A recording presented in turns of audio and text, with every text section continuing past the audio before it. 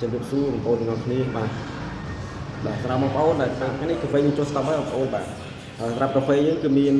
ពីរຂະຫນាតបាទសម្រាប់បងប្អូនដែលស្គាល់បានប្រើទេបាទចំពោះកាហ្វេនេះគឺមានអត្ថប្រយោជន៍មែនទេដែលគេហៅឈ្មោះថាកាហ្វេយើងសិនបងប្អូនបាទនេះកាហ្វេយើងសិនកញ្ចប់ធំអានេះមាន80កញ្ចប់ព្រីខាងហ្នឹងបងប្អូនហើយមានពីរຂະຫນាតបាទຂະຫນាតមួយទៀតຂະຫນាតតូចបងប្អូនបាទ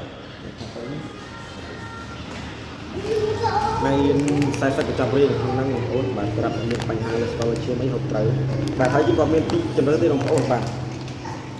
នេះប្រភេទសម្រាប់ចំនួនបងប្អូនកាហ្វេស្រៀនគាត់បាទល្អមែនទេដល់មានចង់ឲ្យកាឡូរីថេកាឡូរីស្អាតបាទអាចហូបកាហ្វេនឹងបានបងប្អូនហើយក្នុងមួយកញ្ចប់នេះគឺមាន15កញ្ចប់ព្រីបងប្អូនក្នុងហ្នឹងទៅតូចហើយយើងក៏មានមួយຂະຫນាតទេបងប្អូនឲ្យថាមួយຂະຫນាតទៀតមកជំរើសទៀតបាទកាហ្វេ collagen បាទសម្រាប់បងស្ត្រីបាទចង់បានស្បែកស្អាតពីខាងក្នុងពីធម្មជាតិអាចបែបធម្មជាតិបងប្អូនបាទហូបកាហ្វេនេះគឺល្អមែនទេបាទនេះជាប្រភេទកាហ្វេ collagen បាទ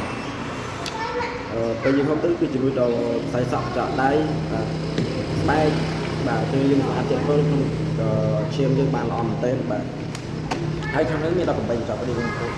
18កញ្ចប់នេះក្នុងហ្នឹងណាបងប្អូនបាទបញ្ចាំម្ដងបងប្អូនអាចធ្វើការកំណត់បានបាទសម្រាប់